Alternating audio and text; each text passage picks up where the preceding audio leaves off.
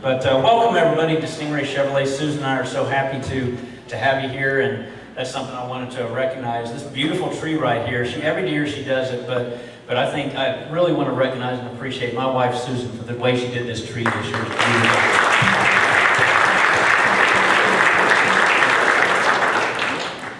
I don't know how many cars are on that tree, but it's north of 250, I think. So somebody in here probably knows, but there are a lot of them on there, but pretty cool theme.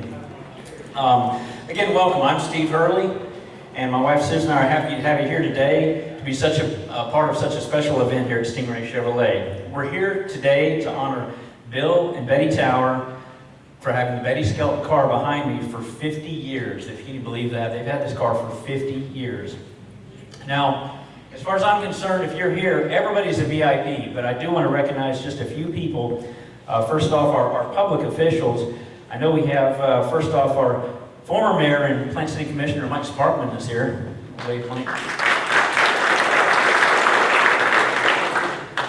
Also, our city manager, Mr. Bill McDaniel's right next to him.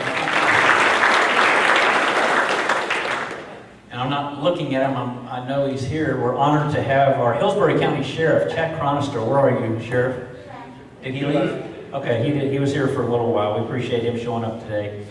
A few other folks are here today that, again, there's too many to list, but there's a couple I'd like to recognize. We have the President and CEO of the National Corvette Museum in Bowling Green, Sharon Bronner. Where are you, Sharon? There she is, right up front.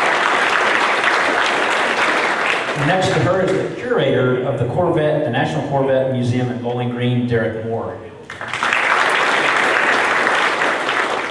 And speaking of museums, all the way from Sebring, from the Hall of Fame, we have both Mike Swain and Doug Morton. Where are you guys? There's Mike right there, and Doug's on the end over there. And we have an individual I want to mention. He's the guy that this all started with a phone call between him and Bill Tower it's been almost 4 years ago now when we first did the 40th recognition of Bill and Betty for having the Corvette Grand Sport. It all started with a phone call. He's an automotive artist, an author, a writer, and designer, and that's Scott Teeters. Welcome, Scott. Another friend of Bill's and a friend of the dealership, the owner, blogger, and vet finder's website, Keith Cornett. Where are you, Keith? There he is. Naturally, he's back there. You should spin that camera around and show him. And we're also honored to have the past president and ambassador to the Florida Sports Hall of Fame, Barry Smith. Where are you, Barry? There he is, right here, standing up. And there's a couple ladies, one that you can hear from in just a little bit, but her partner in crime is also here, and we really appreciate her for what she's done and the effort that she's put into preserving the history of Betty Skelton. And that's right up front, President and CEO of GS Events Live, that's Cindy Sisson, right up front. All right, today is a special day. We not only recognize and honor Bill Tower for having preserved this special part of Corvette racing and Corvette history, but also Betty Skelton and the many successes she was able to accomplish so long ago. She proved that if you have the desire, the passion, and the drive, that you can accomplish almost anything. Most of you know by now that Bill and Betty Tower have a personal and private museum dedicated to the preservation and history of Corvette performance and Chevrolet racing. All of the museum is connected to the career and accomplishments of Bill throughout his storied career with Chevrolet racing over many of the past many decades. Today, we will hear about the beginning of his collecting a very unique and special performance cars, and the very first of the cars he collected and has kept for a half century now. Since being a teenager and working at Dempsey Chevrolet in Tampa and having the opportunity to work on Joey Chitwood's thrill cars, Bill is involved with Corvette and Chevrolet performance. The car we have here today was the actual car raced on the beach in Daytona. It's one of 3 that raced in 1956 and were driven by John Fitch, Zora Argus Duntoff, and Betty Skelton Frankman-Urdy, who is often referred to as the First Lady of Firsts. She was a land speed record holder, aerobatic pilot, and holder of 17 aviation and automotive records. She helped to create opportunities for women in aviation, automotive racing, astronautics, and advertising. Although she was held back by the times that she lived in, she still did many things that most men and women would not have believed possible to accomplish. There's no doubt that had she not come along when she did, many doors for women in motorsports and aviation would have stayed closed for a much longer period of time. Today we're going to look at the history of Betty Skelton and her accomplishments as well as her place in history. We'll speak with Fox Sports journalist Pam Miller and her knowledge and research of Betty Skelton, and we'll also speak to the one and only Joey Chitwood Jr. of the famous Joey Chitwood Thrill Show. Finally, we'll speak to our honoree, of course, Bill Tower. We'll go into how Bill came to acquire Betty's car and the significance of what her car represents to the legacy of America's most famous sports car line of all time. We'll get into all of that and more, and I encourage you to take in the history that Bill is so fortunate to be a part of. Take pictures and videos if you want to, and to take in as much information as you can, and we should have plenty of time for questions and answers. So to get started right now, I'd like to ask today's honorees, Mr. and Mrs. Bill Tower, as well as my wife, Susan Hurley, to come forward at this time. If you can come up.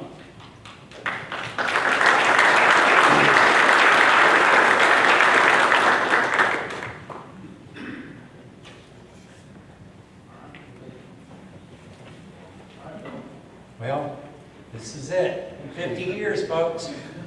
This is the owner of it. Go ahead, roll it back. This is pretty well what it was when Zora had it or when Betty drove it. And it just is so unique to preserve it. This car was not restored, really. We put a paint job on it, but I kept it. It's a little rough, but it still was pretty nice when they come out of up there in engineering. Put it up onto the back.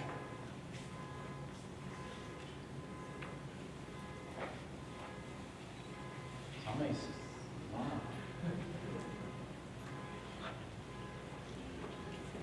Okay. What do you think, Betty Skelton's 1956 Corvette racer? Thank you, Susan, Bill and Betty. You guys can have a seat, if you will.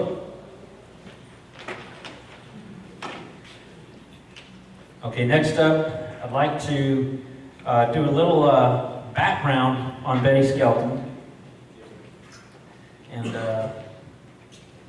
first off, Betty Skelton Franklin Erdy was born June 28, 1926 in Pensacola, Florida. Her parents were just teenagers and she was an only child. Being so close to the Naval Air Station, she was more interested in airplanes that flew over her house than dolls as a child. She was already reading books about airplanes by the age of 8. Her parents knew she was serious about flying. She would go to the airport as a child with her parents and fly with the pilots when they would allow her to. A Navy man named Kenneth Wright let Betty solo in his Tailorcraft airplane when she was just 12 years old.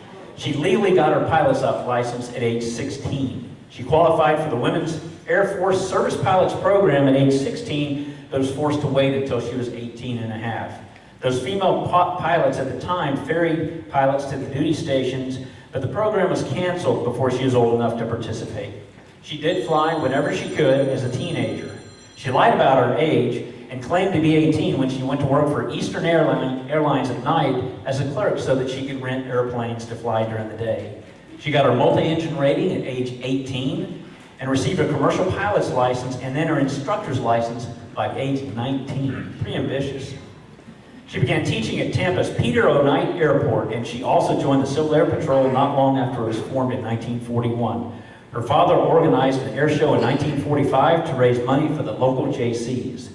Betty had never done stunt flying at the time, so a man named Clem Wittenack, who was a famous aerobatic pilot from the 1930s, taught her how to do stunts.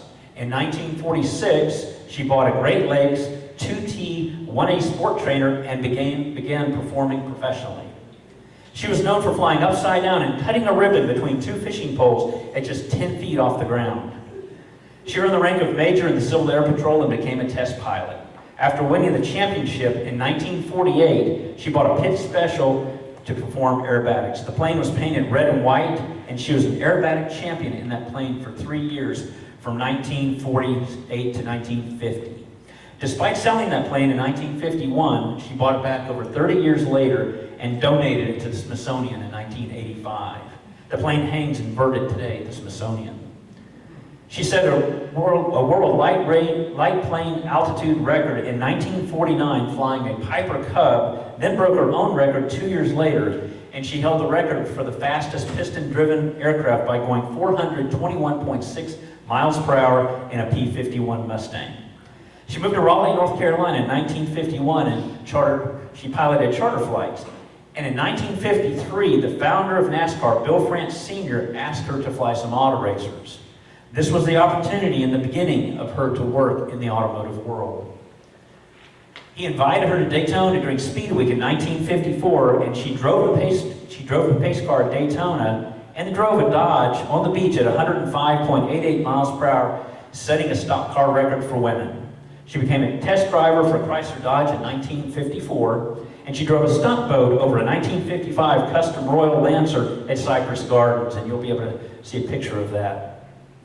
She set 3 women's speed records at Daytona Beach, the last of which was 1956, going 137 miles per hour in her 1956 Smoky Unit prepared Corvette, which is the one you see right behind me. She broke Cannonball Baker's 40-year-old record going across the United States from New York to Los Angeles. In 1967, she became an advertising executive with Campbell Ewald, which is the General Motors advertising firm, and she went on to be an official spokeswoman for Chevrolet. She set several records in Corvettes and also owned 10 of them. She drove a gold 1957 Corvette to pace the Daytona 500, and she retired in 1976 after 20 years in advertising. In 1959, she was the first woman to undergo NASA's same testing that the Mercury 7 astronauts went through. The astronauts nicknamed her 7.5, but NASA would not allow women into the program back then or to fly in the Navy. Betty married Hollywood director, TV producer Don Frankman in 1965, then moved to Winter Haven in 1976, where she kept her seaplane at their lakefront home. Her husband died in 2001, and in 2005 she married Dr. Alan Erdy, who was a retired naval surgeon. They lived in the Villages, where she remained until her death 10 years ago in 2011 at the age of 85. So you can see a lot of her history is right around this area. But she was quite the celebrity in her day. Below, or what I want to mention rather, are her Hall of Fame inductions. And think about this: of any individual, much less a female, doing performance and aerobatics and racing during the time when women simply didn't do these things. She's a member of the Florida Sports Hall of Fame, International Motorsports Hall of Fame, NASCAR International Automotive Hall of Fame, the International Aerobatic Club Hall of Fame, Florida Women's Hall of Fame, Women in Aviation Pioneer Hall of Fame, the Corvette Hall of Fame, International Council of Air Shows Hall of Fame, National Aviation Hall of Fame, and Motorsports Hall of Fame. So it's just a brief history of someone that's quite amazing. There's a lot more to talk about Betty, and we'll certainly be getting into that. But to keep things moving, what I'd like to do is introduce our first guest here, and she's going to come forward. And Bill, I'm going to let you, if you don't mind, take a seat, and we'll let her come forward. Her name is Pam Miller. She's a documentary producer. She's been in television and film production business for 30 years. She recently won the grand prize at the International Motorsports Film Awards in London. This is really amazing because she actually beat out, you know that little movie called Ford versus Ferrari? Her film actually beat that movie out at that London Motorsports Film Awards. She's one of the world's most knowledgeable individuals on Betty Skelton. And believe it or not, you know, when I talked to her, I've got to tell this little funny story because I was talking to her for several minutes on the phone before this just little thing came out. She's an 8-time Emmy-winning film producer, Pam Miller. Pam, come on up.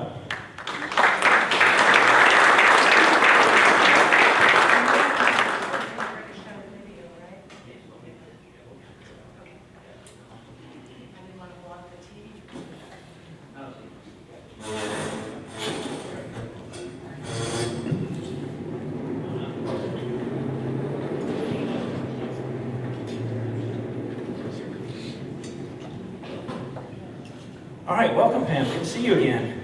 Nice to see you. I got to actually be with Pam and Cindy here at Bill Towers Museum. When was that? Was that September already? Yeah, gosh. We spent quite a bit of time looking at this car and talking about everything that you have done. And Pam, I understand you bought a little teaser about what you've done that's coming out in March. Can we take a look at that? Absolutely. Let's take a look at that, everybody. Chevy performed so well that even petite co-driver Betty Skelton. It's playing but not showing, Kyle.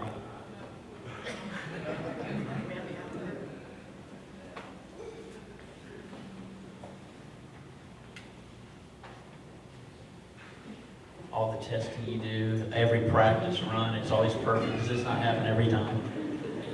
Kyle's good, he'll get it. I'll tell you what, I'll talk to you until she starts. Just keep going. So tell us a little bit about this project that you've been working on that involves Betty Skelton. Just a brief synopsis of the program itself. Sure. So Cindy Sisson and I. Makes it easier to drive the world's toughest road. Betty Skelton was an incredible woman. I'm hard pressed to think of anyone that could quite match her. She was a daredevil. So what does that mean? She's got nerve of steel. After performing such evolutions as a double thick roll in the sky, she came down and flew underneath a ribbon stretched between two poles. A stellar aerobatic pilot in years when there weren't that many women flying. She set a lot of records and she was the first woman to do a lot of things, but I just found it really cool that whenever I went to do something, it was always Betty that had done it first. My heart and my will and my desires are mixed up with challenge. But she had something that really captured people that is hard to define. She is extremely important to the story of Corvette. Betty Skelton upholds the honor of women drivers everywhere with her record-breaking Corvette. When she started driving, it changed everything. About everything that she ever touched and did, she did it better than the rest of us. Betty was the woman that was known for racing any automobile at that time in the 1950s. Women back in them days would probably start to do more if they would give her more publicity. Women fell right in because they had somebody they could cheer for. She had the drive, there was something inside of her, and then she was willing to do the work to make herself the best. Eventually earned the nickname the fastest woman on earth. I'd like to have gone for a men's record, but there was nobody that let me have a car. She always believed the competition should be equal. When the idea of a woman training to be an astronaut came about, Wally Schirra stepped up and said, we have got to get Betty Skelton. We had to prove to them that girls could do it just as well or better than some of the guys. Some of those fighter jet pilots did not do as well as she did. She gained respect from astronauts. She became Mercury 7.5. I don't think any other woman in history has had the kind of impact she had on aviation, automobiles, space, advertising, just overall creativity. And she wasn't writing treatises on equal rights, but she didn't need to, she was just doing it. Not only was she smart, not only was she clever, not only was she very accomplished and very gutsy and very beautiful, at the same time, I think there was probably a piece of destiny that she was destined to do these things. And she was smart enough to not deny it, not go, oh, I can't do that because I shouldn't do that. You know, she didn't let society's expectations stop her. Great job. Let's hear from Cindy and your parents putting that together for us. It's amazing how many of those shots were actually of this car, too. I think that is just really spectacular. We even saw a little snippet. Some of you have seen it before, but the other car that Bill had, one of the other cars at Bill's museum, the Corvette SR2 that raced on the beach, was also in the video as Yeah, well. I feel is so important to saving this history and Betty's legacy and just everything he's done to make sure that that car remained the way it is. I mean, it's just so important.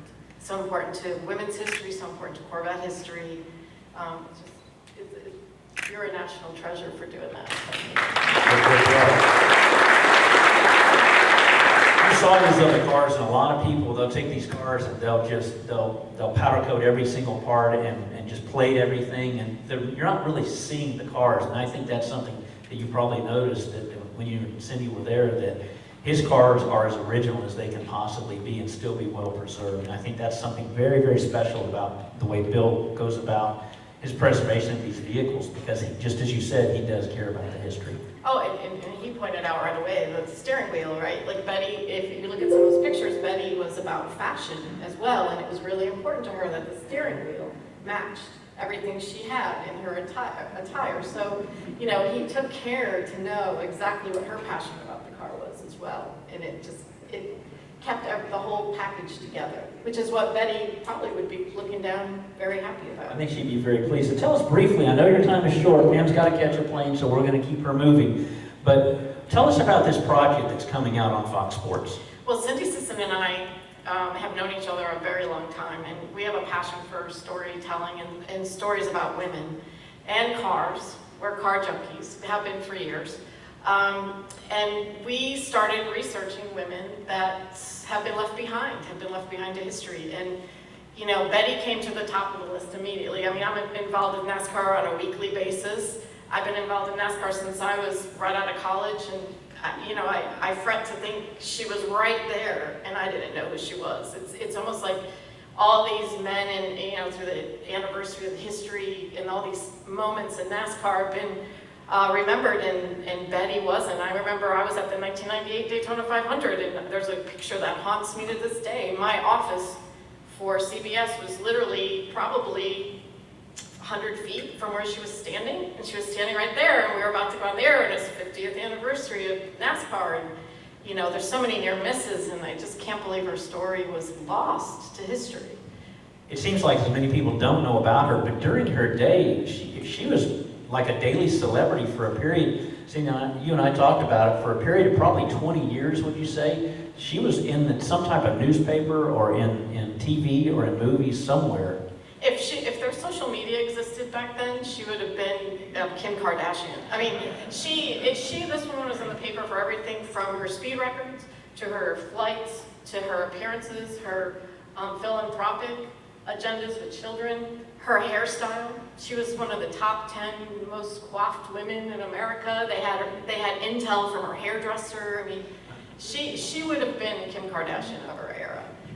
And she was on every primetime show that you can name, from The Tonight Show with Jack Parr on forward. You say she really did open some doors and really was kind of ahead of her time, wasn't she?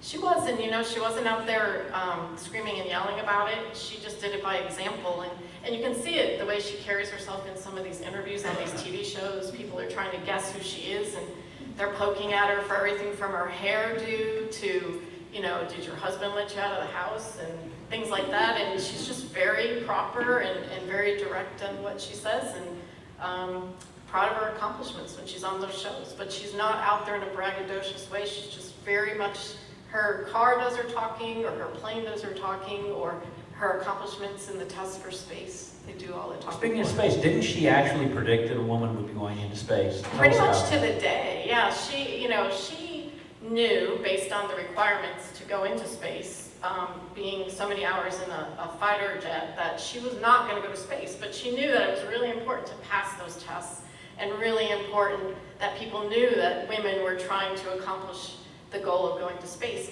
But she knew it would be 20 years, and pretty much to the day she predicts Sally Ride's first flight into space. You know, and she didn't, they didn't really, it wasn't a bunch of fluff with her going through that program. Didn't she perform actually as well, or maybe even better than some of the original 7 astronauts? She did, and she did the test with the astronauts at NASA. The other women did the testing 2 years later at a laboratory here in Lovelace. That was where you saw Wally Funk in the teaser. She did the tests there. She went to the centrifuge in Pennsylvania. Those women didn't go there. They did their tests in Texas. Here in Florida at Lovelace's facility. So it wasn't the same. She truly was going through it with the original astronauts. And wasn't Betty Skelton the first woman to obtain a racing license? Tell us She about was that. the only AAA licensed female.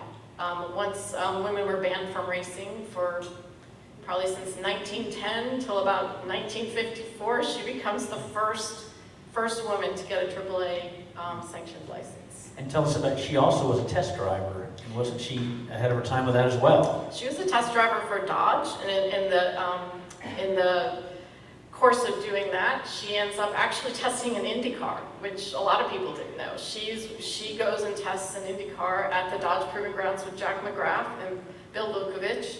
And possibly, we're still trying to clarify if she ran some laps at the Speedway. It's very, according to some news reports, she did. So she becomes a test driver for Dodge and then gets the opportunity to go to Corvette after she set some records on the beach with Dodge. And, you know, being on TV, and her celebrity was I know that she didn't seem to want to draw that attention, but I guess the media and people were drawn to her for the things she was doing, and obviously she was a beautiful woman. And how did that really impact what was going on during her era? Well, I think, you know, part of it was her job too, right? Because she was, as an executive at Campbell, I mean, she's the first female VP in advertising with the Mad Men that everybody watched in that series a few years ago. I mean, she's the female Mad Men. Or Mad Woman, I guess. And so she knows it's important to create scenarios to promote Corvette and promote the brands that she's working for at GM, but she isn't out there touting herself. She's touting the car, but through promoting the car, she gets the notoriety because she's the woman. I mean, Paul Goldsmith, one of her teammates in that film, said that, you know, they knew if they were sitting at the line at Daytona, the cameras were going to be on her. But she was legit. That was okay with all those guys. She was a legit driver, and that was okay that she got the attention. You notice some of the pictures when it shows her and Zora Arkus Duntov, the father of Corvette, John Fitch, a famous international race car driver, and you look at the grill of those Corvettes, they look like this, but Betty's grill looked this way, and the two guys driving the car, they had something covering part of the grill to improve the aero so the woman would go faster. Is that true? Oh yeah, no, and she complained about things like that all the time. She would complain to Zora, she would complain to, when she set the land speed record at Bonneville, she complained to Arfons that the turbo wasn't turned on the car, and she still went fast. So yeah, she was always fighting for that little extra. She knew she wasn't getting everything the guys got, but you know, she knew that she was accomplishing what she set out to do. So you think that's what drove her? She really wanted to prove that she could perform just as well, or is that just her nature and her drive? When, you know, in the beginning, I wanted to share with everybody a little bit about who Betty was. When you think about, look what she accomplished when she was still a teenager, getting multi-engine rating or a pilot's license and this kind of thing, and then the stunt flying. She was just always pushing the envelope, and I think sounds like that's what made her special. Yeah, I mean, she said in the clip, you know, she had an adventure in her veins, and you know, I also think she's somebody who was destined. You know, I think there's a lot of people in that era, you could look in history, that were destined. They were in a place in time where they were part of history and part of the trajectory of all these different forms of transportation. And I think that was just part of her destiny, but I think it was in her blood. She was fearless. I mean, just some of the things she's written about, experiences beyond the car, the plane, personal experiences in commercial airline. I mean, she was truly fearless in anything she did. You know, what do you find, I'd like to ask you, because you've done as much research and know as much about Betty Skelton probably as anybody, particularly according to what Cindy says, that you're probably the most knowledgeable person, as I mentioned when I introduced you, but what is it that you really admire and find most interesting about Betty Skelton? Gosh, what isn't? You know, every day I learn something new, and I think that's the best part about her. Like, there's a surprise everywhere. She tried everything, and when I say fearless, it wasn't just a car or a machine. She got on a stage and was like the amateur actress of 1953 just because she liked theater. Like, and I think that's the thing. She tried things, she put herself out there, and nothing stopped her. And it could be anything, in any genre, and I think that's something that all of us can take a lesson from, is give it a shot, try something, put yourself out there. She certainly did in an era where it was not easy to do as a woman. You can't be afraid to fail if you want to succeed, and she did take a lot of risks, did things that she could have been really criticized for at the time, but we look back on now as not being so unusual for a woman to do those things. Back then, it was just a different era completely, 70, 80 years ago when she started doing these kinds of things. Yeah, I think she pushed that ceiling as far as she could. She knew what the rules were for the era, And she just hoped, and you can read it in some of her writings and her archives, that she just hoped that the next generation would be able to pick up and get a little bit more. And They certainly did, because of her, they certainly did. I know your time is tight, Pam, and we really appreciate you making time to come all the way down here for this event. But before we finish with you, I really want to have you tell us a little bit more about the expectations, because I'd like for everybody to be able to look forward to seeing this event on Fox Sports and talk about when they should see it, how they can see it, and anything else that we haven't covered about this documentary about Betty Skelton. well, I wish I had the exact air slot. I should have that in 2 days, but you'll see that soon. But it will be in March. It's for his Women's History Month. It'll be on Fox and Fox Sports 1. If you watch Race Hub or some of our car shows on there, you'll start seeing it promoted pretty heavily coming up after the holidays. But we'd love for all of you to take a look at it and hope you get a peek at Betty and all the things she accomplished. Well, Pam, I can't thank you enough. It was a lot of fun being there at Bill and Betty's museum back in September, seeing you guys. I mean, I don't know a lot of people that could have gone into that museum and started pushing cars around and disturbing Bill's place that would have gotten out of there alive. But you guys, I mean, you spent hours at Bill's museum, and that was really amazing to watch. Well, thank you. I mean, if you hadn't welcomed us in with your history and perspective, I mean, none of this would have happened. So thank you. Thanks for having us, and thanks for inviting us to today. We were excited to come. Thank you, Betty. Thank you, Bill. Thanks, Steve. What's the name of the documentary? Right now, Betty Skelton, First Woman to First. What's Susan? Oh, She's gonna say something. Oh, okay, sure. My wife's Susan. Hi. Okay, I feel like I've been cheated my whole life. I did not know about her, and this might explain something. When I first got here, I had to beg to drive a Corvette demo. So when I finally got a Corvette, I just drove the wheels off of them. I could only put 4,000 miles on them, and I could probably do that in about 5 days. And the weirdest thing that happened was these women in their 70s would come up to me and talk to me about the Corvette. You know, and I kept thinking, that's an odd age group that wanted Corvettes, but probably 5 or 6 of my demos, 70-plus-year-old women bought them because, you know, there was a chick out there driving a Corvette and they finally got to do the same damn thing. And I just wish you have never said anything like this.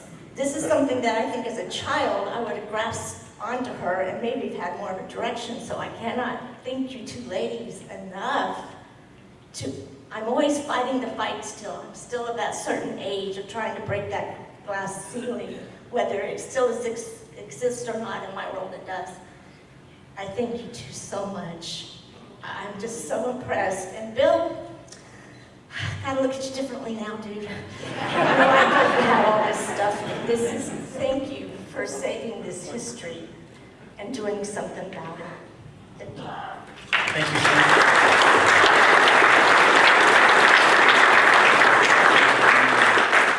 Pam Miller, everybody. How about that? Isn't that amazing?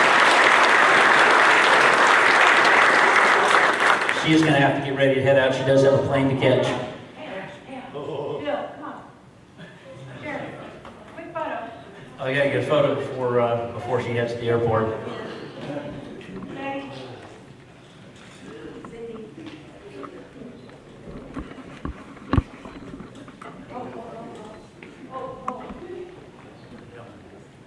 The sides steering wheels.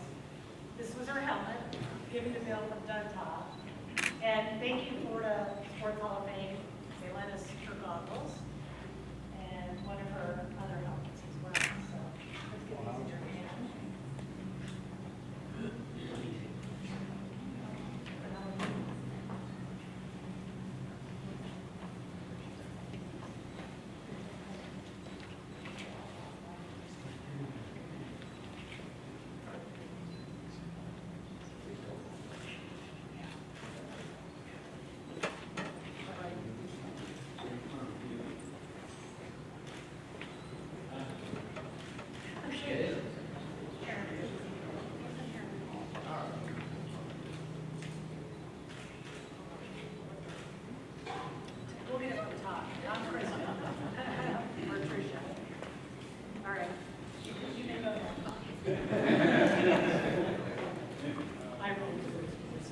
Thanks for that, Cindy. Appreciate that.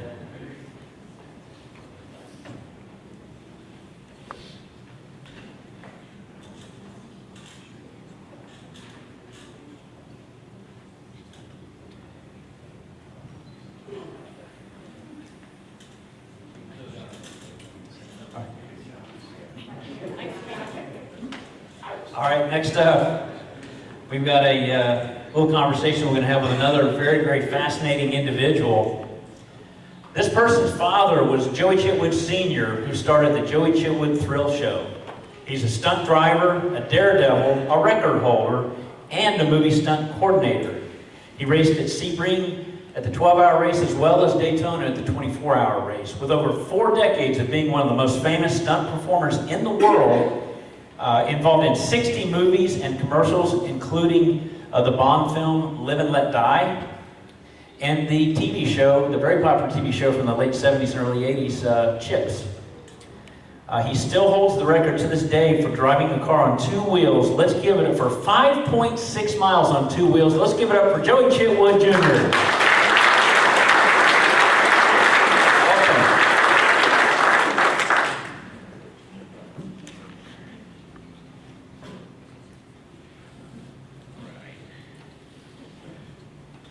Welcome, Joey. So good to have you, and I appreciate you coming out. Most everybody remembers the Joey Chitwood Thrill Show and the stunts and rigorous maneuvers that you and your dad's team did with the Hell Drivers and what you put them through. You know, like Betty Skelton, your team was instrumental in really selling the performance and durability of Chevrolet Corvette during the day. How was that really a key element of what you guys did back then? Well, we started with Chevrolet in 1955, and my dad had been with Ford for 5 or 6 years before that, and then Plymouth for 1 year in 54. Went with Chevrolet in 55, and that's where my dad met Betty Skelton. She actually came with Chevrolet in 56, and they used to go to some of the car shows together, and he loved to fly, and of course she was a flyer, and they got along real good, and he always said what a great gal she was.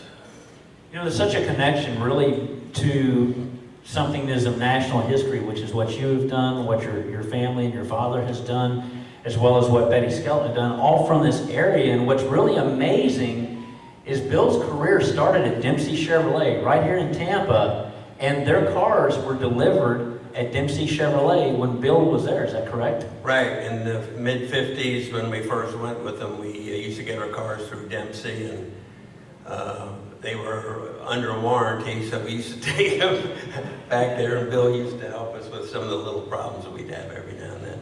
So they would warranty these cars that go flying through the air? Still under warranty. I'm glad you're retired. I mean, I've seen some cars go through a lot, but nothing like what you guys did. That's incredible. Talk about what motivated your dad. You mentioned the different brands, but what motivated him to come to Chevrolet when he did? Well, he was a race driver before he started the Thrill Show. He drove in Indy 7 times from 1940 to 1950. And at Indy, he had met Ed Cole, who was the chief engineer at Chevrolet at the time. And of course, he's the one that designed and built the 283 V8, or I guess it was 265 at the time. And they became good friends, and he talked my dad into coming to Chevrolet when he introduced the V8 in 55. That's just so amazing. That's just the most famous engine, I think, of all time, that small block Chevy when it was introduced. And share with everybody, because a lot of people, I know as a kid, I remember watching, in my age group, I remember the Camaros and driving on 2 wheels and the jumps and all that kind of thing. We used to watch you on Wide World of Sports 50 years ago. And talk about how did your relationship with Chevrolet, and how did it work out to get these cars each year? How did that work? Well, we were part of their what they call grassroots program, I guess, where we would perform locally at the fairs and speedways in the smaller towns and smaller venues. And from 1955 to our last year in 1998, we had 43 one-year contracts with Chevrolet. So you had to go up every year to negotiate that. I guess they just took each year at a time and did their annual budget, but that seems like a lot of effort. Yeah, anybody, they changed hands a lot up there, you know, they have a merchandising manager for a year or two, so nobody would want to commit for a longer time and have to go up there every year and sell yourself. So it was kind of a tough chore, but it lasted 43 years. So I wouldn't figure you'd have a whole lot of off season with what you guys were doing. It was incredible. And how many times did you jump a car from one ramp to another and go through the air? Do you know how many times you did that? I had over 3,500 jumps. How's your back, Joey? I missed 3 out of 35. 3? Yeah. I used to be 6'3". Did you ever get seriously hurt on those 3 that you missed? No, the only time I really got serious hurt was in commercials or movies. I broke my back 3 times doing long jumps. So, but that was, my dad took a lot of the beating, experimenting and perfecting some things, so he got hurt quite a bit. Now your dad, that's one thing he had in common with Betty Skelton. Is that true that they both enjoyed flying? Tell us a little bit about that. Yes, my dad used to fly his own airplane from show to show. At one time he had 5 shows on the road, so he used to fly from one to the other and make personal appearances, and I think that's probably one reason they got along well, because of her flying expertise. And when they get together, I'm sure they talked about that a lot, and he always, you know, thought she was really a great gal. So it really seems like back in the day that, you know, Betty was there to help promote Chevrolet. You and your dad were there to help promote Chevrolet. It seems like pretty much as anybody in that day, in that time. Is that correct? Yes, my dad and I were the first GM crash dummies. Did you peel off the little markings on your head?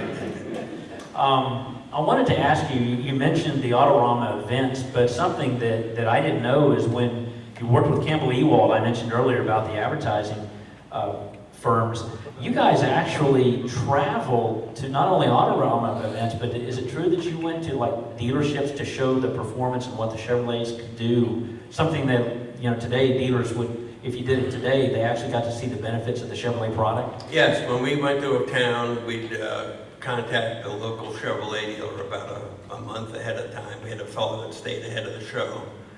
And we'd ask them to save some old cars for us direct during the show, that some of the trade-ins that they got that were really bad.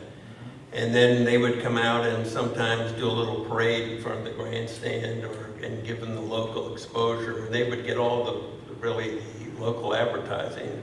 So that's one thing that I think kept it popular over the years, that we had worked with over 100 dealers a year for each show.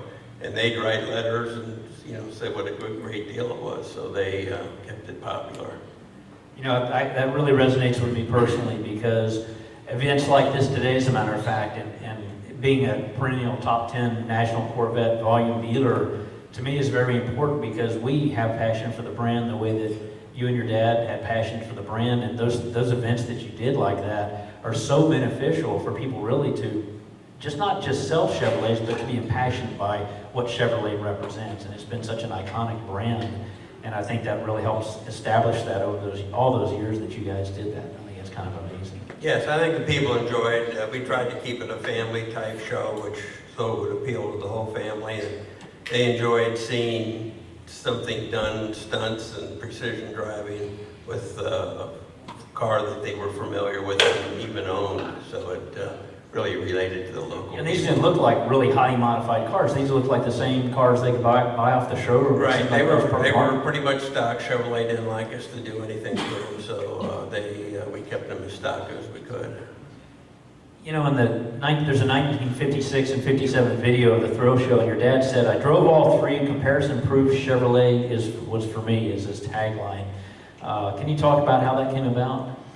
Well, he had tried all the 3 brands. He had started with Ford, and then he went with Plymouth for 1 year in 1954, and they really had a lot of problems with them. And then Ed Cole stepped up and said that they wanted us to go with Chevrolet. So they picked up on that he had used all 3 at the show, and then he decided to use Chevrolet. Now, back when you were getting the cars at Dempsey Chevrolet, and Bill was actually, I know he did a lot we talked earlier today a little bit about, and I didn't bring it up, you brought it up about the fuel injection. Yes, when we started getting Fuelys, Corvette Fuelys in '57, nobody really knew how to work on them, except some of the dealers. And Bill, sort of I think he took it upon himself to learn a lot about it real quick, and he was always a big help to us with the Fuelys in particular. And then other little problems we'd run across, but he was always ready to help us, and we really appreciated it. You know, that's where Bill is going to get mad at me for saying this, but kind of like Betty, breaking barriers and doing things, taking that initiative, Bill was still only a teenager, from what I understand, when he took it upon himself to learn about the fuel injection, because it was that newfangled technology, and a lot of people didn't understand it, and he jumped right in there and has become quite an expert with that fuel injection, going way, way back to the teenage years.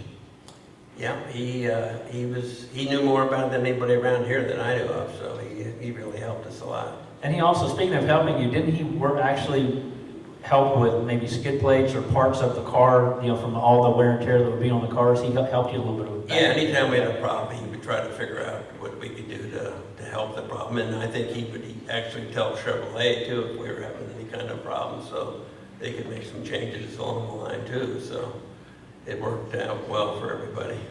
Talk about Ted Kempton and his role with the Hell Drivers team.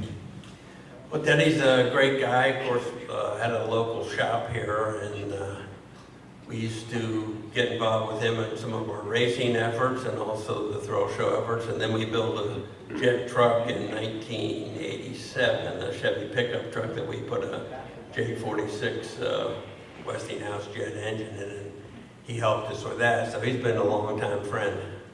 Ted, raise your hand. Ted Kempton's here today. Raise your hand, Ted. There you are. It's amazing, all this connection. But Joe, I tell you, before you go, I want to thank you for coming up and once again supporting you know, an event like this and being such an important part of Chevrolet performance, Chevrolet history, that you and your dad and your whole family, including your son, are all involved in motorsports and racing and performance. So we appreciate you very, very much. I know that there's something that you wanted to do here with Bill before you step down. Yeah, so we have a little something I wanted to give to Bill before we finish. And Bill, come on up for us real quick. You may have seen this, Bill. I don't know. But you did. Remember those? That's the history. We saved the best for last. What do you think? That man deserves some accolades, don't he? Yeah, something. These shots of the Chitwood Thrill Show were just amazing, and what Joey is, I just can't get over what they did. And I remember, like I said, as a little kid, watching on Wide World of Sports, watching those cars go up in two wheels. And my dad was an engineer, so I'd ask him, like, how do they do that? He was explaining what they're, as best as he could, how they're driving and what they were doing, and nobody was better at that than Joey Jr. He had a good, his dad had a sense of making something work. I mean, they could bail wire and get through the show, and then we'd see the weak link in it, and then next week or so, it wouldn't tear that specific part apart, and that's what made it so successful. They got it down pat, where there was not a bunch of broken stuff, you know. Yeah. You know, as I was saying earlier with Joey up here, that it's incredible how Betty Skelton was in this area. She lived in Winter Haven. She lived in the Villages. She flew out of Peter Knight Airport here in Tampa. I mean, everything we're talking about here, you're working at Dempsey Chevrolet, the thrill show cars coming to Dempsey Chevrolet. It's all connected to this area, which is really special. You know, the northern bunch up there thought we hit our heads down here, but they took a lot of our technology and made them look better too. So it was good that we all worked together. Yeah. Well, Bill, I want to talk to you first. I want to start off about, a lot of people know, but some people may not know. Talk about your relationship with Zora. Zora is considered the father of the Corvette, and you knew Zora pretty well, and I wanted to kind of hear, matter of fact, behind you right now, I don't know if you can see, that's you and Zora at his house. Yeah, I stayed with Zora and Albie, and I was working up there, and they were so gracious. I mean, they were neat people, but he was all business, and we had some ins and outs. Of course, everybody does with me, but I don't know what he's talking about. yeah, he's something else. He reeling me in here. Zora was he had a problem, coming from overseas over here. And a lot of people in his demeanor, they couldn't figure him out. And I figured him out of how to act. He was kind of moody, and I was too, when I first started up there. But he had his heart and soul into what he was doing. And he never backed off of something that didn't work. If he couldn't do it, he'd go find somebody that would do it to make him look good. Because he did stuff that normal person couldn't get away with at General Motors Chevrolet.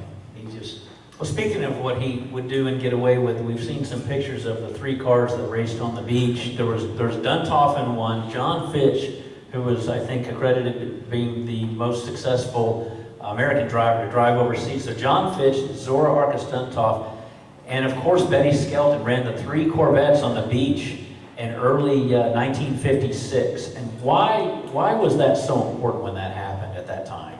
Well, I hate to say it, but when they produced the 53, it was in a product that normal person couldn't really relate to. It wasn't. I mean, when it rained, you needed something inside to bail the water out. I mean, it just was a vehicle that come out a little too early. It wasn't engineered, but really well. I'm gonna circle back, but I'll interrupt. It just went away. That picture that was of your SR2 that had your family and Zora's family. When was that from? That was just up there. Yeah, that's very precious to me. And Betty, we were over there at the Space Center over there. Well,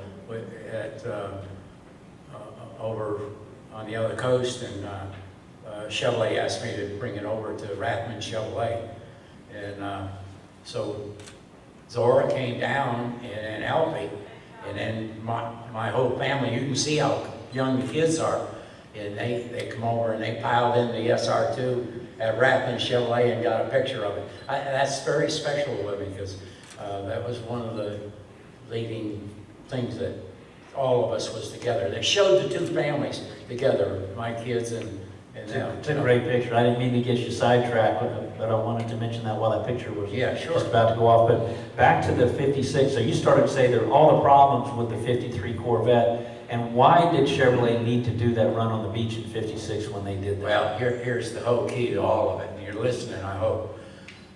The V8. There's that picture again behind you. The V8 Chevrolet saved Corvette. I don't care what you say. The 6-cylinder just wouldn't produce. Zora tried to beat the engine up with 3 single barrel carburetors, but it still wouldn't activate what it needed to. And Ford was coming out with better stuff. But what they did is, and it was very logical to the engineers, what they did. And of course their job was on the line too. That new V8 that Chevrolet put out, they took a flathead Ford motor and they measured it out and squared it up, and then they produced the top end with overhead valves and stuff like that. And it was small enough that could be put into a lot of street rods, a lot of boats, where the other engines were so wide, like the Buicks and Cadillac engines that they used in the day, it just couldn't fit in anything. But when that small block come out, but the key to the small block, that it wasn't Chevrolet, it was Smokey Unick. That's the guy right behind you right now, as a matter of fact. He was the key factor of getting that 265. Now, he hated the 265. When he raced on the beach with, he did the 3 team cars, they were 283s. The first 265s out, they were oiled by a camshaft that had a groove in it that oiled the top of the engine, and it wasn't adequate. At high RPM, it started galling up stuff. And Smokey says, this damn thing ain't gonna do this in front of me. So he went in and integrated that solid oil going to the top. And then they shut down the line at Detroit and started making them engines. Even the 265s at the end were oiled different. And I contributed that to Smokey Unit. He was so sharp, and I was gracious enough to be able to work with him a little bit. And he taught me so much, but he never slept. I mean, he just, I could be in there at 3, 4, 5 in the morning, and he's just wired and smoking that cigar. And he was just the man that really orchestrated everything in the 56. Did you really wear that cowboy hat all the time? He did. You wore that hat all the time? And don't smell on it, because he didn't wash it much. But he was very, Smokey was a type of fella. One day he'd be someone, a nice guy. The other day you couldn't be around him. And some of the projects I did with him, I had to learn what kind of mood he was in when you come in the shop. And he's such a perfectionist though in aerodynamics too. He did them Indy cars, and see, he didn't function just with the Chevy aspect. He did the Indy stuff, and see, he could graduate his engineering abilities and throw it into that 56 Corvette. And when you open the hood, you actually see that's a Smokey Unit engine. So you've actually got a true Smokey Unit. And that's the real motor that run on the beach in that car. Yeah. But what I'm trying to say is, these independent people back in the day were very vital to the success of that V8, because they had to do something. What would they make? 750 55s? They were done. Yeah, there weren't very many. They couldn't, there was... That's a good lead into who Clara McKeegan is. Talk about who Clara McKeegan is. Clara McKeegan. Me and Betty had a chance. They called me up, and we headed up to the Upper Peninsula of Michigan. Me and Betty brought the SR2 up there when we first got it. And I got to tell a story about Betty after this. So anyway, we went all the way up, straight through, up in Mackinac Island. Anybody ever know where Mackinac Island is? Beautiful island you got. Well, anyway, we went all the way up, and the gracious thing, we come over the bridge, that Mackinac Island Bridge, and then after you get off of the bridge, you take the left and go into the town.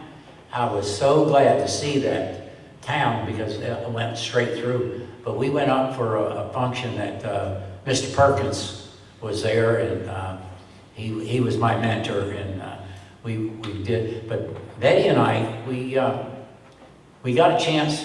We got there and got in the hotel, and our neighbor was Neil Diamond, and the other side was Lynn Bogg. So they shared a car with us. But what Betty did, was invited down to a GM function, one of the rooms down there.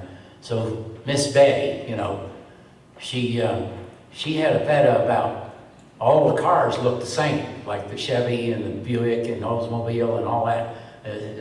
So she goes down where all the engineers are in this building, and she goes down there and tells them, you need to make them look different instead of looking all the same, and they want to kill her. She sounded just like that. But anyway, they asked you how. Okay. Did they listen? They did. They absolutely. After that, they said, "We're going to have some changes."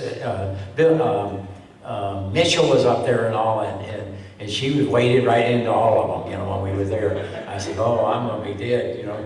But, So McKeegan, he actually was the... Clara was the designer of 56. He was. And the blessing I want to say to you is, he came down with me and Betty, that we were right there on a dock, right on the water, with the SR2 and all the SS and all of the old cars and everything. And they just treated us royal. But Clara come up to me and he says, you know, he says, that car, Bill Mitchell's there. He says, I helped design it. You know how I says, okay, here we go, you know. But anyway, and so he says, I designed the 56. And I got to thinking, I'd heard the name, you know, several times from different, well, Bill Mitchell mentioned him to me, that he was a designer too.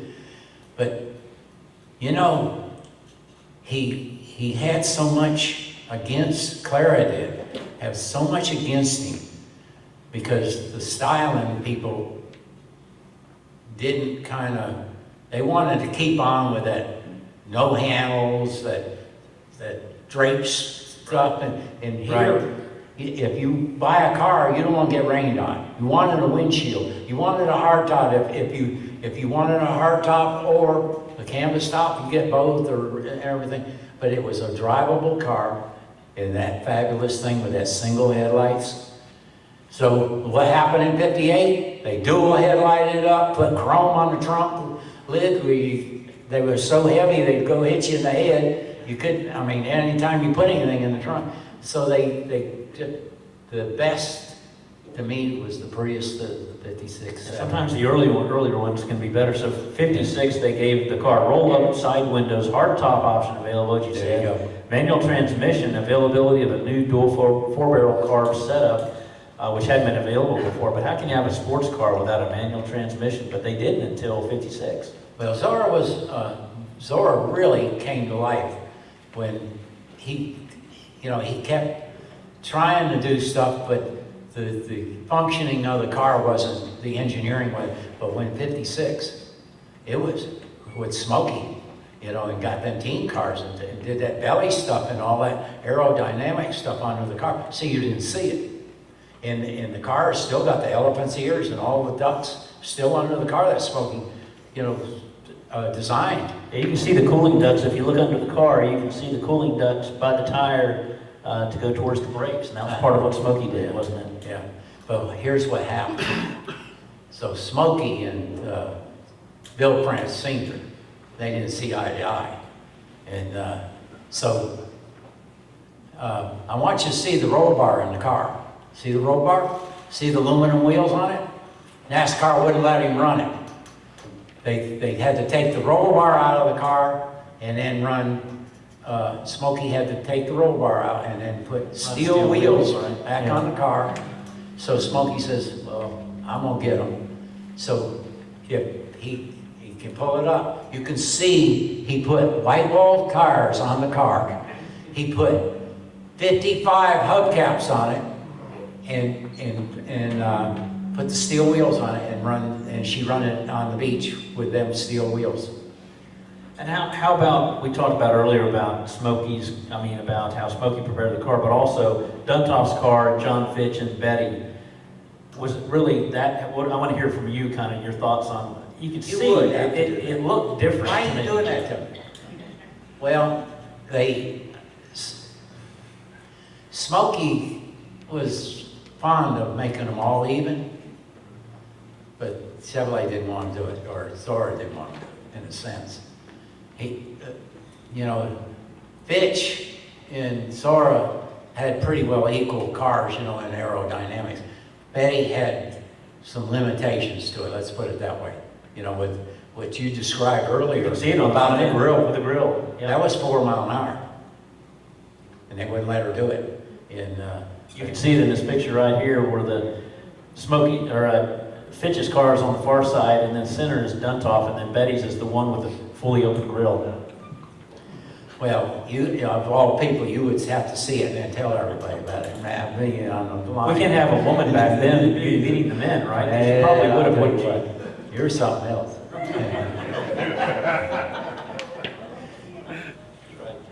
So, any other differences of the cars or other preparation that Smokey did that back on the day? You see, what Smokey had is an open book. When Zora come in there, Zora knew it was really done, the 55 done. And they let him not NASCAR, but Chevrolet let him do some stuff to the car that would have had to go through opinionated people that, well, this ain't gonna work. Smokey threw the thing on there and made it work. And went around them so they could get the car out in 56 and be successful. And boy, was it. It did everything. You know, it went down to Sebring so that promotion was so critical, wasn't it? Oh, because it wouldn't be a Corvette. The first 3 years, just like you said, you brought up 700 were sold in 55, and Chevrolet really had to prove that the car was a performance car. It was this was the first real Corvette sports car. Well, getting to Joey Chitwood, when you see a car beat up like they did it, and warranty couldn't even fix it when they got through with it, but they showed how durable, that word durable, that it really was. And the thing was the shot in the arm of Betty, and then of course it wasn't one of Duntoff's cars that set the record on the beach, folks. It was Buck Baker. And what were they driving? The SR2. And who was behind that was Bill Mitchell. And boy, Zora didn't look good at that. But he had them all prepared by Smokey Unick. And Bill Mitchell had a little more of the money. So that's why the SR2 is so unique, with the pin and and the airbox in it, and the first fuel injection in 56. Well, a different design. The whole front end was longer and more aerodynamic. Yeah, he did that so you could stretch it out and limitation the air all over the car. Smokey did to slow the air up so you get more down without putting wings and all. And the fabulous thing is running the air through the doors back to the back brakes. Ferrari and all them. That's the car. That's the SR2. You know, they just couldn't believe it, that they could get any momentum with that air going through that door. Smokey put less of two evils. He had a void that would pull the air through it back in the brakes, so they had brakes. They might not have front brakes much, but they had brakes at the end with back brakes because they kept them cooler. Because years ago, of course, I saw your SR2 and then Betty's car, and when you hear all the different people talking about this, it really illustrates that the Corvette was really struggling. It might not have made it, as Bill said, and because of this car and the other car that Bill and Betty had, the SR2, why it's 1956 is because they were really trying to prove this was the real deal. And this was going to save the Corvette. They walked the talk and they did it. I'm saying Smokey Unick and Mitchell. I'm going to include Mitchell in with Zora. And them guys didn't get together. I mean, they weren't friends much, but when it coming down to their jobs, this was it. And they worked together, and they finally really put some neat stuff on, which, if you really look at it, and Ed Wilward said the same thing, and Mr. Perkins when they looked at the SR2, because Ed Wilward didn't have no idea that air went through the body into the back brakes, and you didn't see it. And the C8 was that way. And Ed New Design used the sixth all-time design. Had a global design. The cars had that much technology, and then they have it, 40, 50 years later, and there it is again. Same thing on the new Corvettes. Yeah. So Bill, this car, it went on to Detroit, then to Charlotte, and it was going to race, and then that didn't happen, and it ended up at Smokey's shop in Florida. It ran a few races, was wrecked, and sold to a man in Lakeland. And the car set 3 NHRA Superstock records in the early 60s, so I guess it was actually drag raced up until about 69. And so it was actually, this car was actually repurposed during those years from the late 50s throughout the 60s. And then talk about how you knew about the car and how you came about the car with it being here in Lakeland. Well, the stigma is they really were after them 56 cars to get rid of them. And I don't know why they were really after them, but they were after Zora, because he spent so much overdraft on the cars and stuff like that. But see, he accomplished so much, so they ended up with billions because the car was so successful. But the thing that I want to stress is the government, went in there and said, they put money in that race program in the last part of 55. And that money produced a car that was durable, and the proof in the pudding was, with the thrill show. That was, they looked at stuff that way, but we could look at, when they run them cars through the thrill show, we could find the weak link and then save it, and go and do it better when they were, each time that they run, and then send it up to Detroit and they fix it, and then they come down on the car, make the car durable. They talk about race on Sunday and sell on Monday, and I really wonder where would the company have been without what Betty Skelton did, what Joey Chitwood and his dad did, because those things really do make a difference. People believe in those kinds of things when they see the product perform like that. Well, you got to understand this. A first of everything is hard. If you got the no-sayers up there and the political aspect about it, but Smokey didn't give a damn. He just put his head down and went right through them. And if he didn't, it would have faltered. But Bill Mitchell was a good one too. He stuck with that.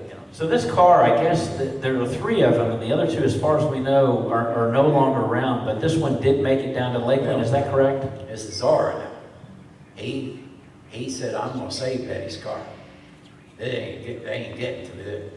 So what they did is they crunched the Fitch car first, and then they went.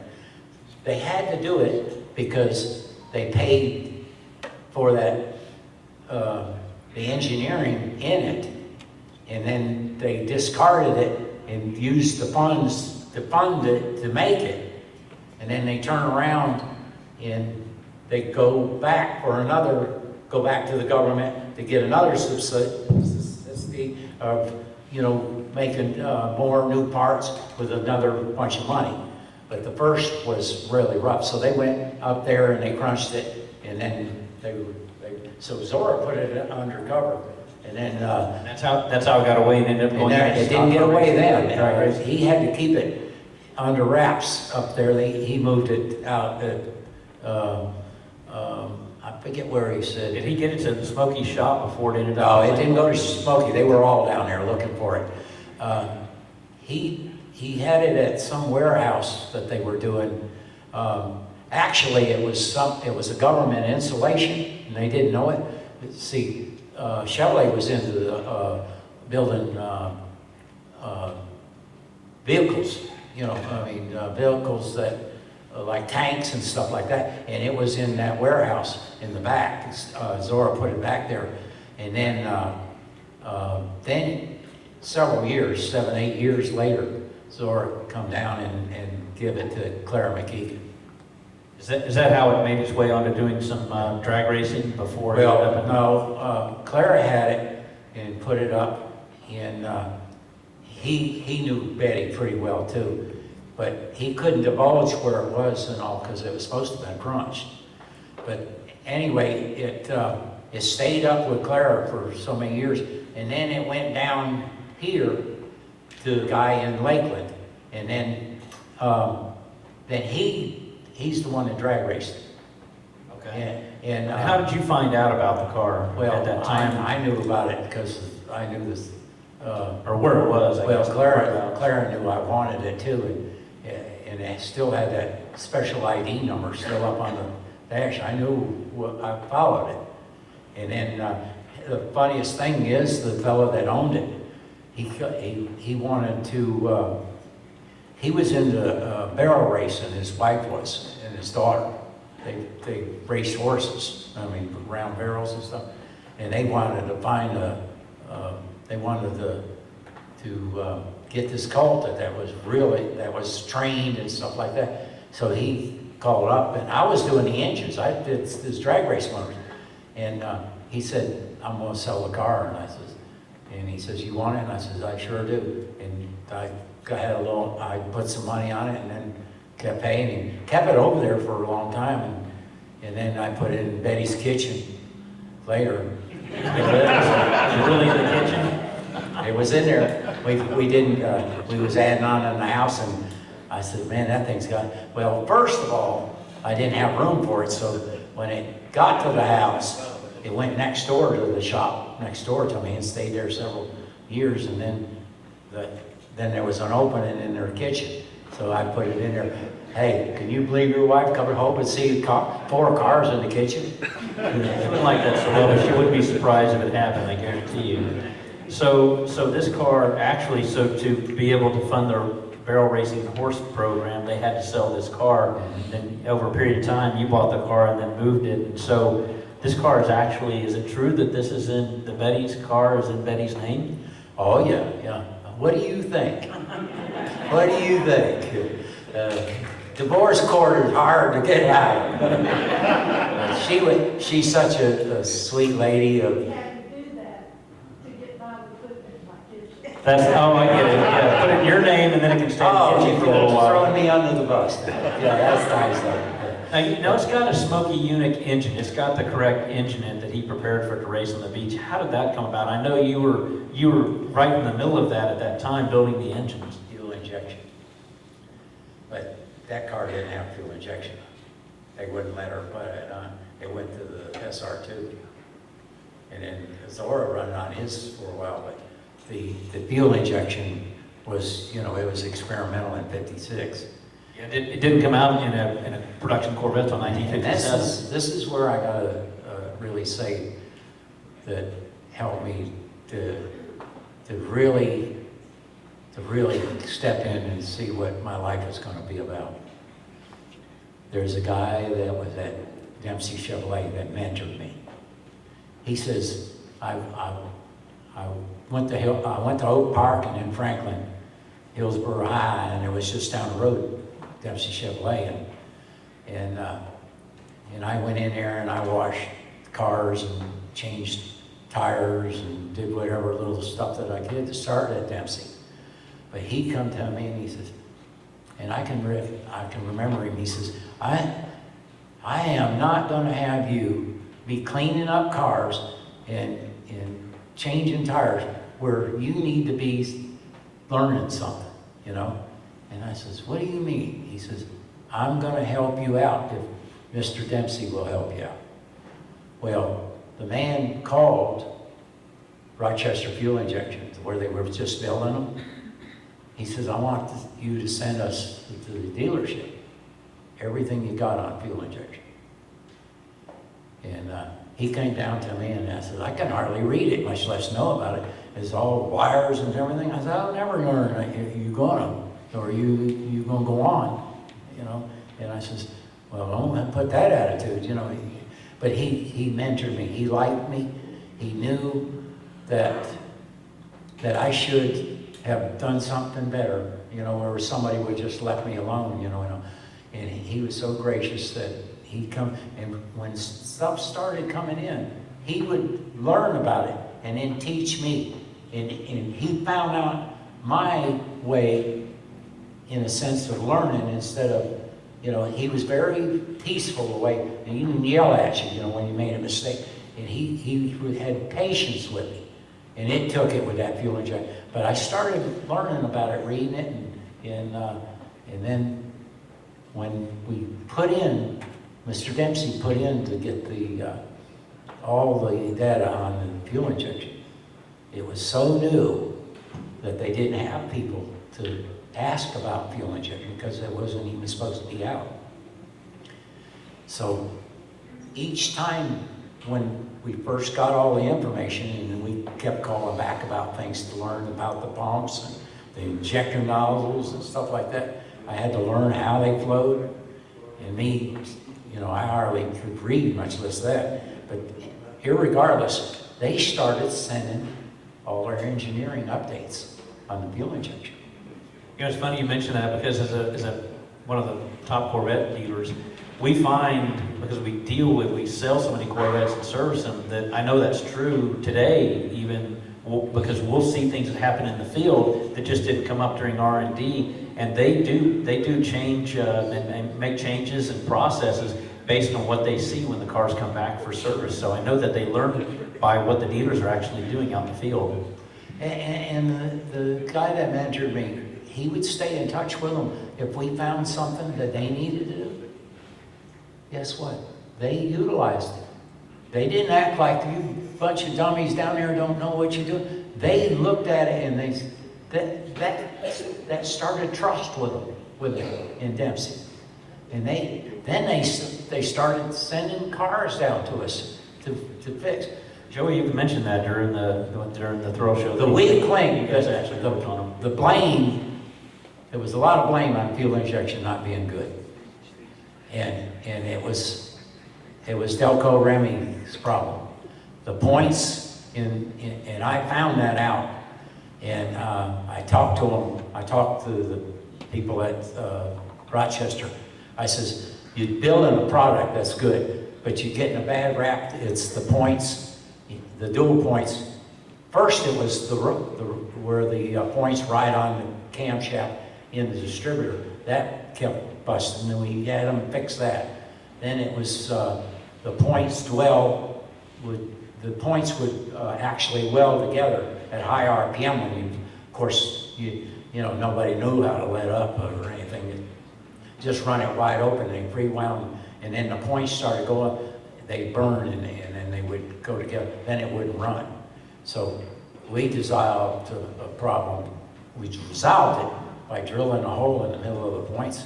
We sent it back to Delco and says, put platinum in it, make them hard, and the hole in the center actually cooled around where a lot of point sets were built that way after that. I remember installing them. They put it on every high performance. Let me tell you what, the aircraft industry caught on to it. They made millions. They made all their points then that went into the aircraft and overseas stuff and all to put durability in it. Yeah. Well, talk a little bit about your restoration of your actual car, Betty's car, and how it went from having been raced in drag raced when you got the car, and how you decided to restore it the way you did, and the process, and how long it took. Talk a little bit about getting the car the way it is today. I really didn't have to do much. The man that had it, he refused to cut it up. I figured he was going to start narrow in the rear and cut the tubs and stuff like that, but he didn't do it. He left it alone. He said, it runs just as fast if I go to spend another $10,000 on it to do all the new stuff on it as it progressed, you know, everything went out. So he just made better what he had. And so you knew that it was her car because of that tag, that it's car number 3 on that? No, that's not it? We go back to Smokey Unick. He had every bit of paperwork on the car. And when you look under it, you can see all the way he laid out things and all, in his own penmanship and stuff, you know. The tag can be changed, but what Smokey did, you couldn't. Yeah. That's a good point. Because people didn't know about that kind of thing. We have people that fraud things up, but when you deal with Smokey, he knows what he's touched and what he didn't, you know.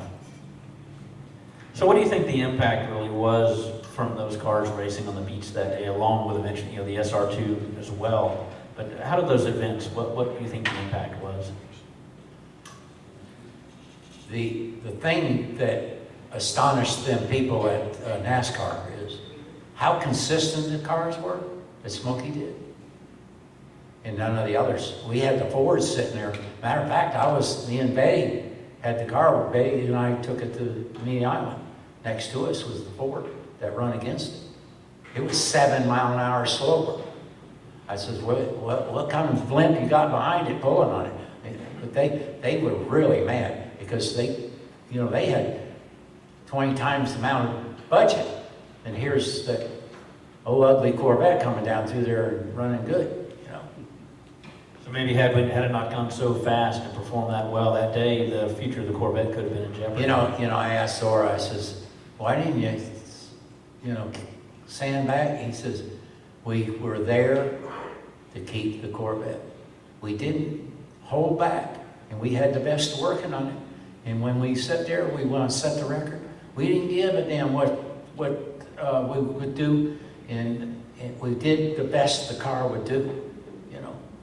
And another thing too, that Smokey was good at going down to the beach and reading the beach of where the water washed up and all, where the car would not falter in them holes and cavities.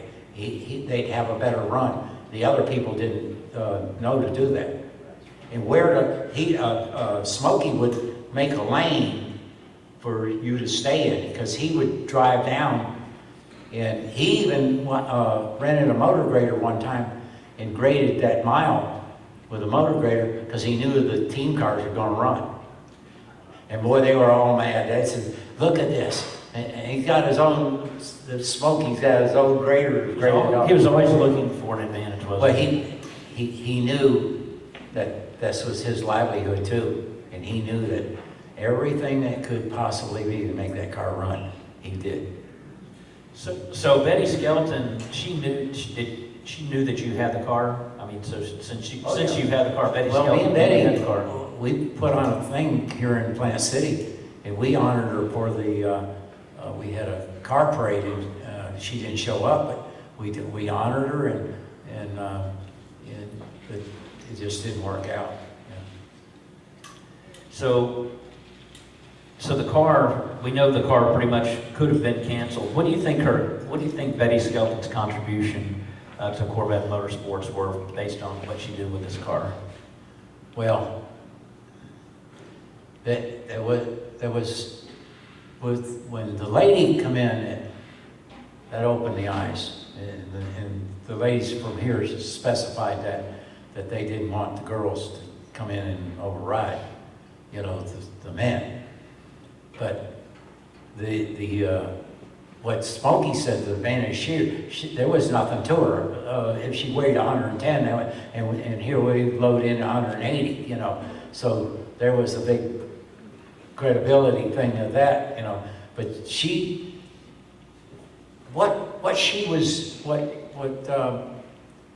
what Betty did is she studied the engineering parts of it.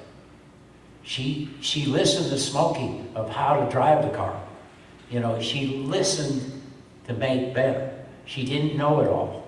She just, I have to give her that. She just, when she's like a real race driver. When you're idling along and all, you're figuring that car out before you go 200 mile an hour in it.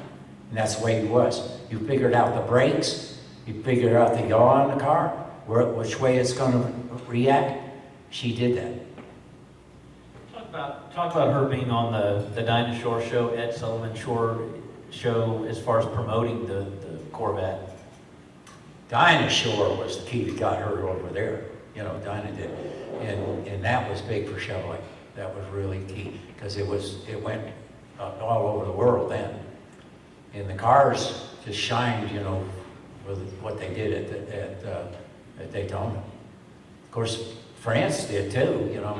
Everybody, it was American, and everybody just built off of what they did. Kind of in winding things up, how would you like Bill for Betty Skelton to be remembered? What do you think is kind of her legacy and the way that you see Betty Skelton and what she did? I'm going to say this, and it wasn't a given to her. She actually did. She was that engineering involved with it because the aircraft. The split second that you move in an aircraft is what she was good at, and that's what a car needed. But it was slower when it did it, but she had that ability to figure it out. And If she could get a mile an hour, she would get down behind even that little scoop there and get down. If it made a difference, she figured it out. Which she was just that competitive in everything. Well, she did. Smokey schooled her. You know, he didn't cut nothing back with her because she was a lady, but she had to earn her way. She didn't get given to her. How did they get along, or do you know? It's all with Smokey. It's day to day. You know, he's different. Well, you laughing at? You're all that way too. He was a handful, I guess, but they were both perfectionists, and they both wanted to do the it's best. just that. I mean, they just, you know, I didn't get along with Smokey all the time. I did some projects in there with him. We got so mad we started throwing parts at each other, and he was real rough around the edges. But the thing that I have to, we're finishing up, the special thing in my museum that he did to me, and I get emotional about it. I was doing the build-offs at Daytona, and Smokey he wasn't well, and I was going down to, I was with Robert Yates, and then when we was doing the build-off, we built motors and threw them together, and we were against Ford, and when Chrysler was, we built against them of the time to build a whole complete motor up. But I was going down to see Linda Vaughn to get the Hearst party tickets, and I went by the Prolong booth, and I said, I was going along, and I had to get back because we was fixing to close up, and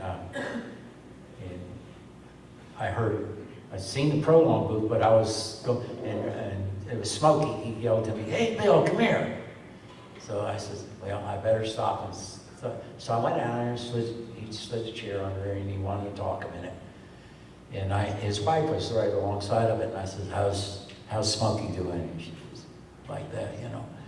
And I happened to see the Chevelle. He had a whole stack of Chevelle pictures of it. And I threw it up there in front of me. I says, "Smokey, would you do me the honors of signing this for me?" He said, And that was the 66 Chevelle of Smokey's, right? Yeah. He says, "I would be glad to." And he kind of patted me, you know, and I says, "You know, there ain't too many people that I would throw that up there." And I says, but so somebody come up to me, and he signed it, and he put it in a tube. And I says, and I told Smokey, I says, "Listen, is there a way I want to run over and let's spend a day together?" He said, "I'd love that." His wife said the same thing. And so to jump on further, when I did the museum, I run across this tube, and I knew it would come from Smokey. They had Prolong on it. I pulled it out of the tube. He signed it down on the bottom in silver. So he was a perfectionist now, like you and everybody else. He had that line, and he had to go along that line so he wouldn't go up and down, so you wouldn't say that he had bad penmanship, you know. He, under the Chevelle was on an angle, and he had it like this. He signed it in gold and made it to me personally. Well, when I unloaded that, I just stopped. I says, "Well, I'm done for the day. He's drunk." You know, he looked out after When me. you opened that up, he was already gone, wasn't he? Yes, he was. Yeah. You see, the years and the camaraderie was from his heart. You know, that was it. We want to do a little bit of Q&A here, see if y'all have some questions for Bill. But one thing I want to do is a housekeeping announcement. Before you leave, I want to make sure that we've got a little Stingray goodie bag. It's going to be over here on the southwest corner, so there's no rush. We're going to have time to look at the car, and hopefully Bill will want to open the hood and show you that Smoky unit motor. But we'd like to, at this time, open it up a little bit to anybody that might have some questions for Bill. The first one's always the slowest. So you can kick us off, Keith. So, Bill, Betty never saw the car once you had it? What's that? Did Betty ever see the car once you owned it? No, Okay. I didn't do it. She never did see the car once you had her car like that. Interesting. Who else has a question? Cindy? So one person we haven't talked a lot about today is Paul Goldsmith, and he's the oldest living winner on beaches at Daytona. He turned 96 October 2nd this year, and he's in the video. Did you ever meet Paul Goldsmith? Yes, I did. So real quick, He was up there. Real quick, so if you couldn't hear, Paul Goldsmith was the winningest driver, you said, on the beach? He is still, he's still alive. He's still alive. He's the oldest living, he was the last winner on the beaches. Last winter on the beach. And Let me tell you about what Paul Goldsmith did. When the team cars come up to the line to run with Smokey and all, guess who was behind us? Yes, sir. And he running right in the same track that we did. And Betty say, I heard this, she didn't tell me. When they run in the same track, see, it packs sand, so they can go faster. But they never went faster than us. Or them. There was some kind of record that they owned together at Lansing. It was Betty and Paul. See, you didn't use your head, you didn't gain. You know, and he was a neat guy. Yeah, I didn't know him really, but I did know of him, you know, later in the years. Yeah. Who else has a question? That's it. On either Betty or anything else? Right here. Yes, sir. Looking at the evolution of the Corvette through the beginning and to where we are today, they've had, some great years, some not so great years. I had a 74. It's one of the worst cars I've ever owned. And looking at the Corvettes today, what's your opinion of the evolution of the design and how has GM managed to compare to where you were back in the 50s and 60s? You know, we was blessed with people that were so sharp. Bill Mitchell, and Smokey, they really could see here. You know, I mean, and of course, when you have talent like that, you're going to prevail one way or the other because they don't give up. You know, yeah. But they were the key to starting, and of course Bill Mitchell went into the 60s and the 70s designing stuff, and it still was, very successful in his ideas. I think the evolution part of it had to be, or it would be a dying breed. It seems like every car, of course, a lot did in the 70s, as we know, but almost every car that is a long-standing mark, including great cars like not just the Corvette, but the Porsche, they have their years that are not reflected on and thought of as well compared to other years. And it seems like any car goes with that that's been around as long as the Corvette. I want to mention something about the Ford bunch. Later on, me and Gurney were very good friends, Stan Gurney. I don't know if you ever heard of him. And Dan and I we go eat out and everything sometimes.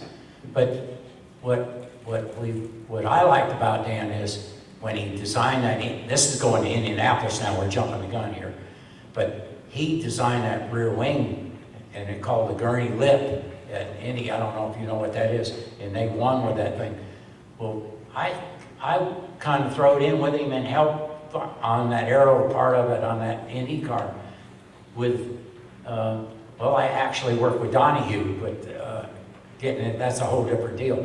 But Dan, back in the day, he really was good in aerodynamics, and I learned a little bit from him. Yeah.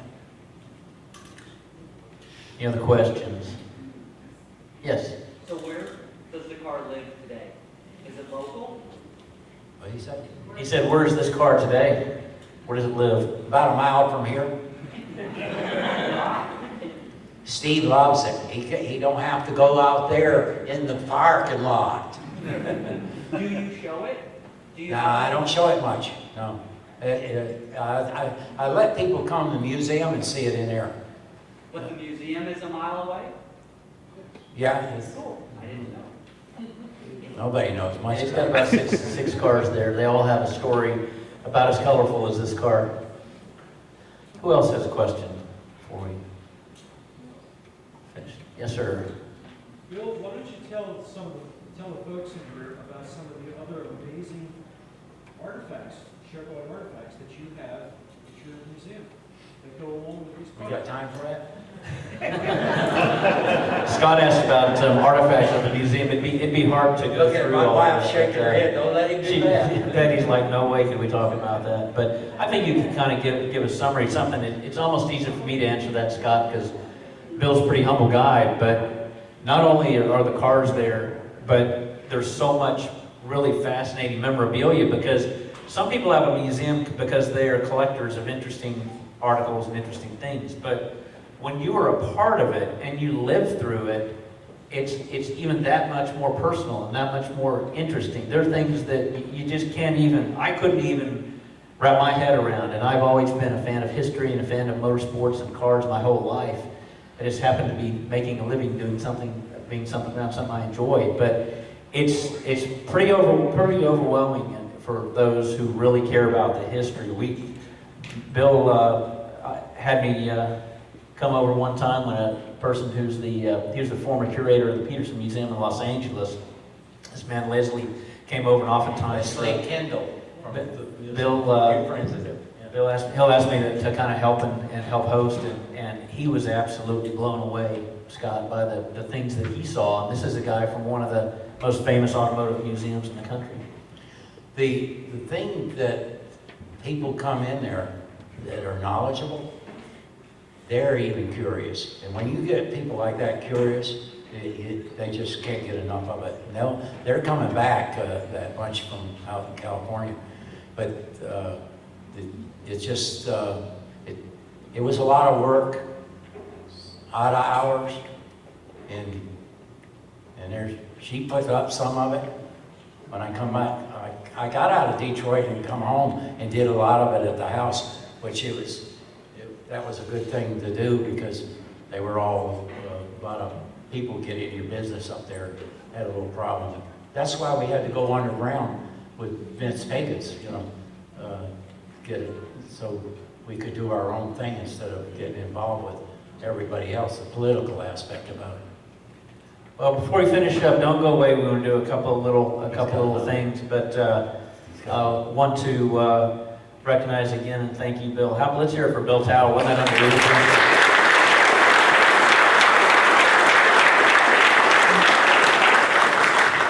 Susan, we've got something we want to come up real quick, Susan, and then I'd like to have Betty come up. Kyle can help us out with something. Got something for you, Betty.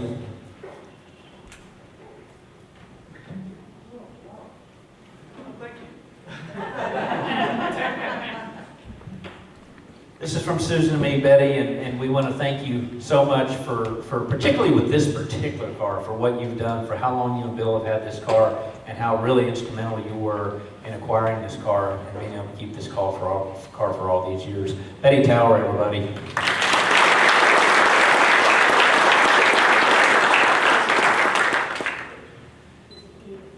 And Kyle's going to help us with one more thing here. Give him a second on the table.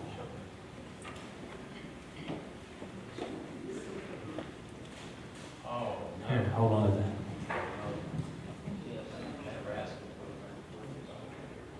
To add to your collection. Look at that, folks. This says 50 years honoring Bill Tower for 50 years preservation of Betty Skelton's 1956 Corvette race car at Stingray Chevrolet, December 5th, 2021.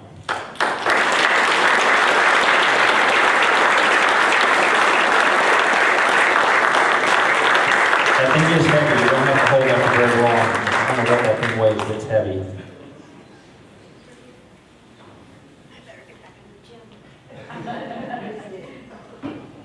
Turn that around, yeah. Susan? We would love for you to have this in memory of this special. Hey, you want to read that?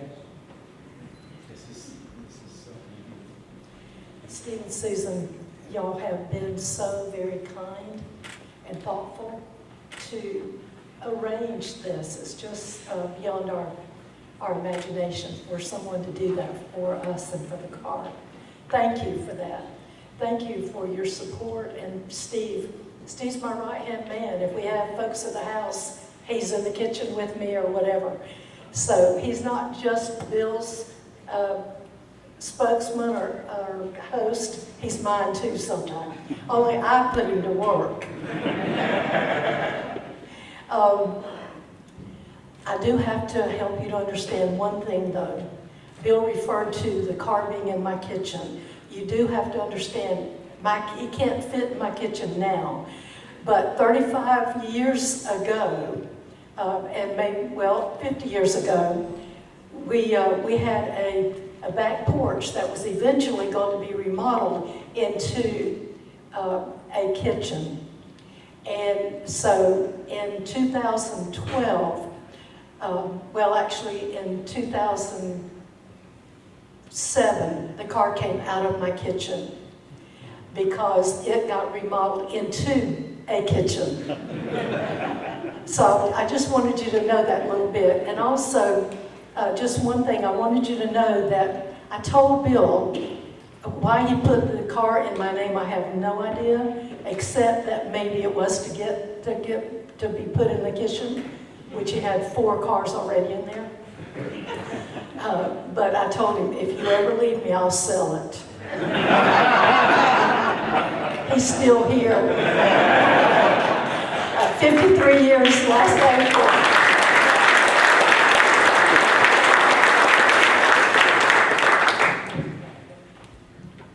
We did want to honor Steve and Susan because they have just gone way out of their way and way beyond any expectation in providing you being here today and us being able to celebrate the ownership of this car. And Bill had this plaque made, and I'd like to read to you what it says. In sincere appreciation to Steve and Susan Hurley for your many years of friendship and support of the Corvette legacy, your willingness to participate in honoring 50 years of ownership of the 1956 Duntov Corvette, driven by Betty Skelton on her record-breaking run on Daytona Beach, shows your true dedication to an American icon. Bill and Betty Tower. Thank you.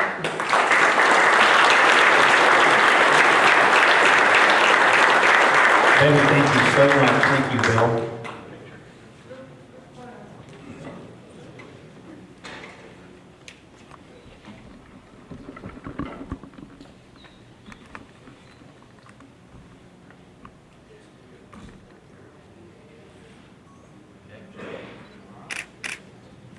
Well, everybody, that concludes today's program. Thank you so much for sharing it with us, for coming today. Please do not forget to get your goodie bag on the way out, and also take time and take a look at this car. Thank you for coming, everybody.